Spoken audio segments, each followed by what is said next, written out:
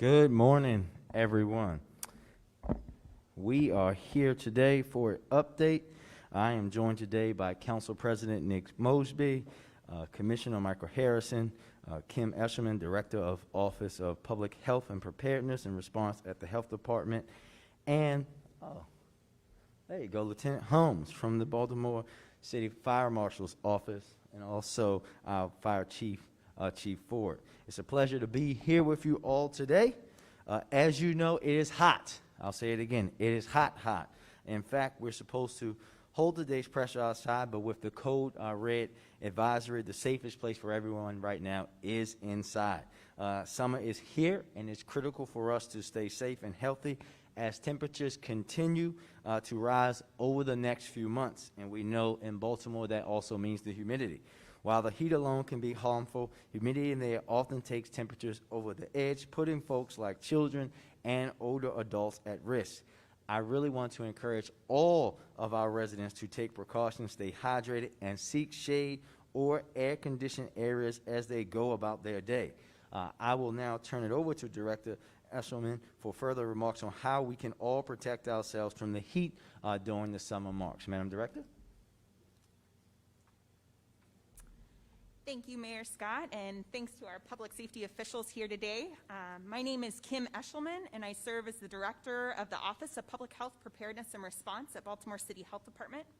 I'm here today with an important reminder about staying cool during Code Red extreme heat. So this week, Baltimore's Health Commissioner issued a Code Red extreme heat declaration that lasts through today, June 30th. As a reminder, a Code Red extreme heat declaration occurs when the heat index, that is how hot it feels outside, reaches 105 degrees or higher. City cooling centers are open today until 7 p.m. and residents can call 311 to be directed to the cooling center nearest them. Residents who want to visit a cooling center are encouraged to call ahead to ensure space is available.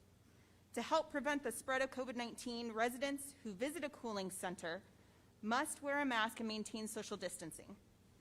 Though temperatures are forecasted to not remain at the Code Red extreme heat level going into the holiday, this weekend will still be very warm, and it's important that Baltimore City residents take steps to protect themselves from the heat and enjoy the weekend safely. Heat is one of the leading weather-related killers in the United States, resulting in hundreds of fatalities each year and even more heat-related illnesses. Heat can be a silent killer, especially affecting those with limited economic means or with significant chronic illness. Baltimore experienced above-average summer temperatures in 2020, which led to 6 hyperthermia-related deaths. Additionally, about 100 patients entered city emergency departments, specifically complaining about heat-related illness during last year's Code Red extreme heat season. There are precautions residents should take to keep cool in extreme heat. If you can, use a quality fan. The circulating air helps cool the body by increasing the rate of evaporation of perspiration. Drink plenty of water. Drink water, even if you're not thirsty. Persons who have epilepsy or heart, kidney, or liver disease, those on fluid-restricted diets, and those who have a problem with fluid retention should consult a doctor before increasing liquid intake. Eat well-balanced, light, and regular meals. Avoid using salt tablets unless directed to do so by a physician. Limit intake of alcoholic and caffeinated beverages. Keep a wet cloth handy to cool off your skin. Make sure you know the signs of heat exhaustion, which include nausea, confusion, and heavy sweating. Heat exhaustion can be followed quickly by heat stroke, so it's essential to get medical care as soon as possible. The symptoms of heat stroke include dry, hot, flushed skin, nausea, and rapid or slowed heart rate. If you suspect someone you know is suffering from this condition, get medical help immediately. Heat stroke can kill. Never leave children or pets alone in closed vehicles, even for short periods of time. Most importantly, stay cool. Spending even a little bit of time in air conditioning can help give your body a break from the heat. So please be careful this 4th of July and have a safe and happy holiday. Thank you. Thank you, Madam Director.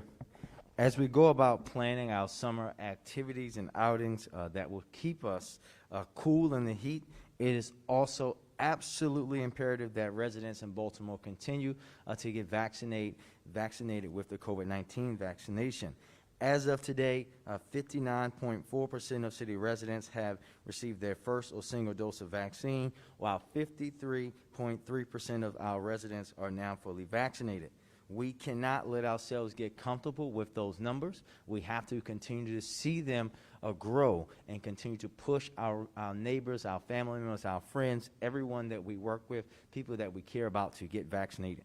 We are still working towards the benchmark of 80% of our residents being vaccinated in order to reach herd immunity and be out of the woods of COVID for good. We'll, of course, set that goal for early next year. And as a reminder, our mask mandate will be lifted to align with the state effective tomorrow, July the 1st. While masks will not be required after July 1st, this announcement and an update to our orders do not preclude anyone from wearing a mask in public or private settings, nor does it prevent businesses and other entities from requiring masks of any individual who enters their establishment. This update removes masking requirements for all when indoors. However, I strongly urge every unvaccinated person to continue to wear a mask when unable to socially distance or when they're in large crowds. As we continue to battle this pandemic and take steps toward recovery, keep in mind that COVID is still dangerous and potentially deadly to our non-vaccinated residents. Maryland state data shows that 97% of our new COVID-19 cases are unvaccinated people, and nearly 90% of hospitalizations and deaths are unvaccinated individuals. We've said this consistently. We're not out of the woods yet. People are still dying. We have to continue to push people to get vaccinated. And if you're not vaccinated, please wear a mask. Take the necessary precautions and be safe. For more information on available walk-up sites and vaccine registration, please visit covax.baltimorecity.gov. That's covax.baltimorecity.gov. Additionally, I would like to provide an update on the status of front-facing city services. As you know, we have been working to take steps to fully restore public access to resident-facing city services, which has remained online throughout the pandemic. We will begin restoring in-person access to prioritized front-facing services by mid-August. These services include, but are not limited to, water billing and customer service walk-in center, our recreation center operations, the senior citizens division and therapeutic recreation, NBE and WBE certification applications, the Mayor's Office of Employment Development's one-stop shop career centers and youth opportunity centers, or known as YO centers, housing department permits and inspections, the liquor board license pickup fee and fine payments, drop-off and in-person hearings, 48-hour and peak hour parking enforcement, and events at the Baltimore Convention Center. Again, this is not an exhaustive list, but represents the first phase of resident-facing services that we will be fully restoring this summer.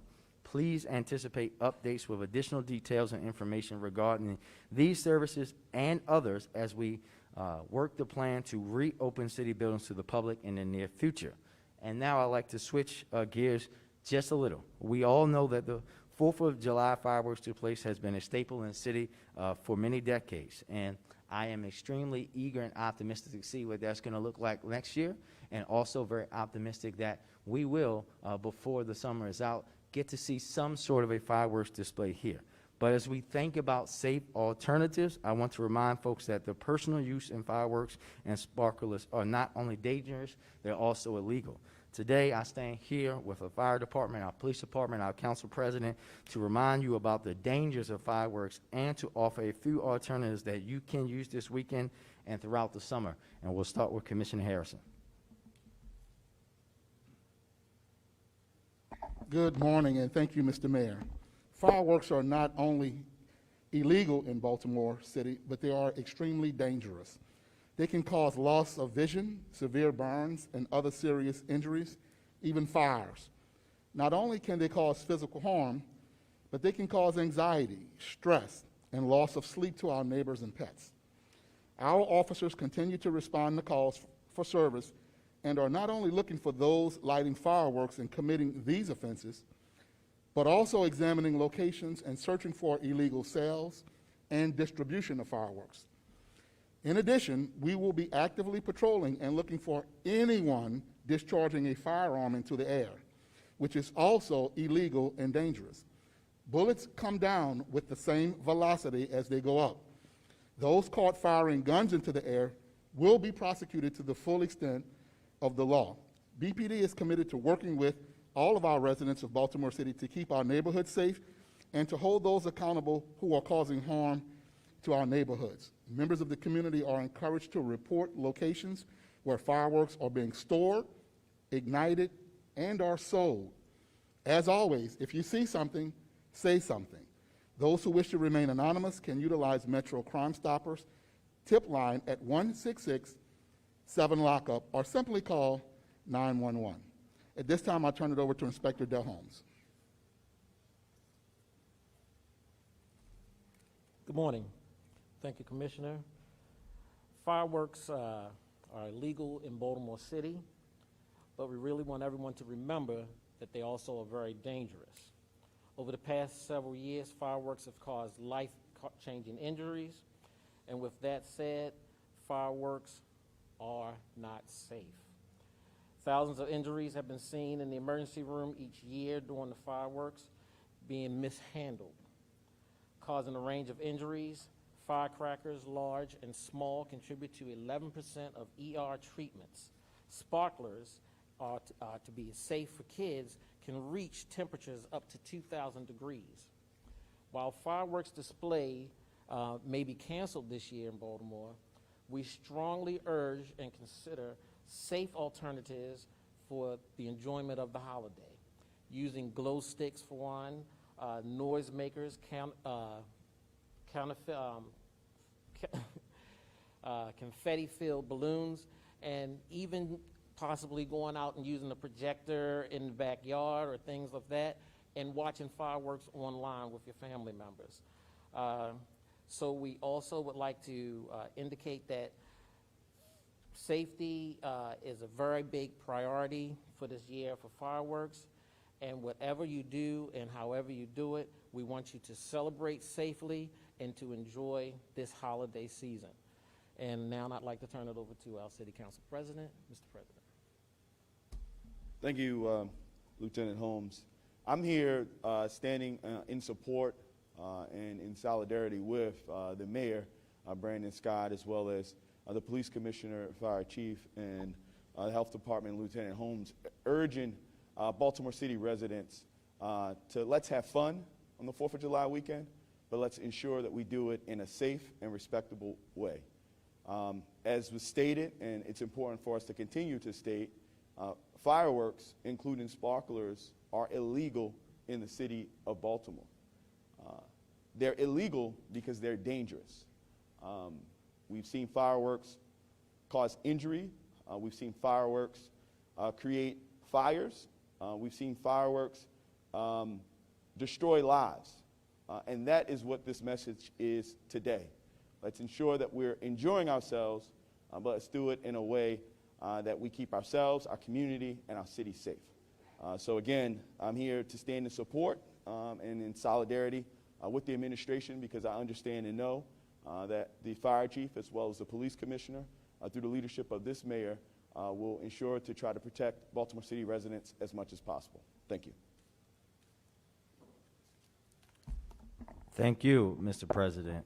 And as residents of the city of Baltimore, we want you to know that your safety remains our top priority. I encourage everyone to take advantage of the safe alternatives, as Inspector mentioned, and celebrate safely and responsible as you have your cookouts this weekend and eat your crabs and eat your hamburgers and hot dogs, but we want you to be safe. And for the record, if you have extra crabs, the mayor is looking for an invitation.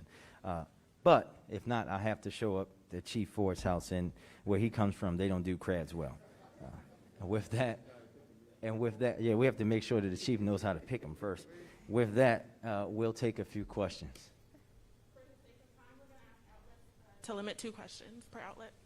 Who's first? Jane? Actually, I have a question on 2 different topics. Do you want me to ask them at the same time? Yes, ma'am. Okay, first let's just follow up on the COVID update. Los Angeles County, for one, is reimposing an indoor mask mandate due to the rise of cases, presumably due to the Delta variant. Granted, obviously, the cases have really come down in Maryland and in the city of Baltimore. Are you still confident that this is the right move starting tomorrow? Yeah, I think, Jane, you know that I am not a health professional, and I'm going to always take the guidance of our lead health professionals. We're going to continue with this path. We're going to always do what we do, and let's look at the data and see how things are moving. And if we need to adjust, we will adjust quickly. We will not be afraid to do that because we're always going to put the saving of lives over everything else. My other question involves what the Board of Estimates did this morning, which was to approve the settlement of the lawsuit that was brought by some residents of Harlem Park. The commissioner has included a written apology in that settlement. What is the message that you give to the residents of Harlem Park? That it should have never happened, and that on behalf of the city, that I deeply apologize, and what we're going to make sure is that we're working with this commissioner and this department, working with our partners in the council and at the state level to put things in place to make sure that it never happens again. I know it won't happen as long as I'm here, and we cannot have neighborhoods, people who are just simply trying to get home and get a good night's rest to go to work, to not be able to enter their house. That is something that should have never happened, and it won't happen again. And I've seen, Jane, many times now on unfortunate incidents of homicides where police officers are walking individuals to their homes, not away from their homes when things like this happen. So I've seen the change with my own eyes. Thank you. Thank you. Ma'am? Mayor Scott, when it comes to reopening some of the city services to the public, can you provide an update on the timeline for City Hall specifically, city meetings, city council meetings returning to in-person? Yeah, we're going to continue to work through the process. This, again, is about making sure that we put in everything that's as safe as possible for our workers, for the people that are visiting, the folks that are coming to do business at city buildings. We expect to be able to give you guys an update very quickly in the coming weeks, but we do not have that level of detail. But I also want to remind folks that we have to also think about and consider how many people who didn't have access to city public meetings before online meetings now have them. And we have to consider out how to keep those individuals who simply can't take off at 9 o'clock in the morning but can listen on their phone to come in. We have to balance all of that out and, of course, balance out the health and safety of everybody. Is it a COVID concern still right now, even though we're seeing other city halls across the state reopen? Some people that I've talked to say that they feel like it's a lack of transparency because they can't participate in person and talk to their elected leaders in person during these meetings. The elected officials, they talk to the elected officials in a virtual way. This is about making sure that we have all the health and safety protocols in place. Again, when you think about our city hall versus the other city halls, you have to think about when our buildings was built versus when the other buildings were built. And we have to make sure that things are in place, sorry about that, things are in place to make sure that people are safe. We are going to open up the buildings. We're going to continue to have open meetings as we have, but we're going to do that in the most safe and responsible way and continue to lead in that way. Thank you. Back to the fireworks question. You were talking about how there might be a display later on this summer. What do you want to tell residents, like maybe give them something to look forward to? Hopefully they'll comply this weekend and maybe give them something else to shoot for in the end of the summer. Just simply stay tuned. We're looking forward to seeing how we can make something happen in a safe way. And for the fire department, can you maybe give some statistics about damage to property with fireworks? We talked a little bit about how many people are in the ER, but can you talk at all about damage to property when it comes to the weekend of 4th of July? Well, the dangerous property during this time of the year is mainly going to come from illegal fireworks being fired off and possibly striking and landing on your property. And with this type of heat and dryness without any rain, could possibly cause damage and start fires. And also, we want the folks to be careful while they're doing having their cookouts. We don't want them to be right up on their property or anything that's combustible while they are having an enjoyable time, because we want it to remain safe and for them to continue to be able to have a enjoyable time with their family without injuring themselves while they're having their cookouts. Thank you. Emily? Mayor, I was curious if you think that you have the legal authority to continue to have virtual meetings without the state of emergency in place. Is that something you've discussed with your law department? You know it will. We'll make sure that we discuss and follow all the rules. But Emily, to that point, also I think it's important for us to know that public participation in city meetings has went up doing virtual, because you have to think about the average Baltimore resident who simply doesn't have the time and can't afford to come down here, but they can do it from home, they can do it from where they are. And with the reopenings that are outlined for mid-August, if someone shows up to City Hall, do they need to have an appointment with one of those places to be able to get in, or can the public simply walk inside? Well, I'll just say people have been walking into the front desk in City Hall the whole time, as you know. But these buildings, these services, for the most part, are dispersed throughout the buildings, right? So they'll be able to walk into Abel Woolman, they'll be able to walk into the Benton building to get those services that they need. There are going to be safety protocols in place, as there should be anywhere these days, and we're going to make sure that they're safe and that our workers are safe. Thank you. Hi, Mr. Mayor. Holden Wellen with the Baltimore Business Journal. Yesterday, we reported that the Maglev builder is seeking to condemn the Westport property, which puts the redevelopment in jeopardy. Was wondering if you just had any reaction and if there's anything your administration can do, considering that it was reported last week that you guys are opposed to the Maglev project. We know we want Westport to be developed, and we will be working with our team to make sure that we can do everything in our power to make it happen. And I wanted to just follow up real quick. You voted on the resolution in 2017 that approved the franchise for the Maglev builder. I was wondering how you go from voting to approve that to now coming out against the Maglev a few years later. Yeah, it's about growth. It's about learning, but also resolutions are non-binding. That's not an ordinance, right? And we have to understand that there's so many investments that can be made into public transportation. Here in Maryland, we can be investing in, we had a big announcement with Amtrak that will be able to take MARC service to DC from Baltimore in under 30 minutes. Those are the kind of things we should be investing in first, and we can still have conversations about the other things as well. Thank you, everybody. Thanks, everybody.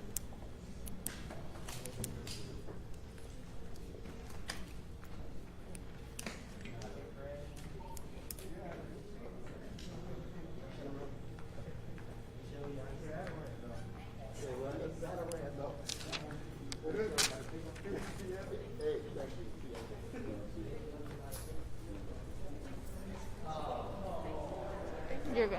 Thank you.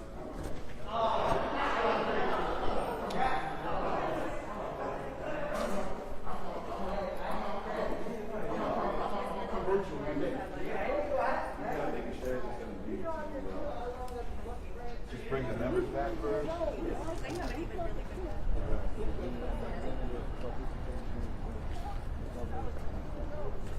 You can stand back. Huh? You can stand back. Okay. I want to ask him off the record a little. Okay. All the way?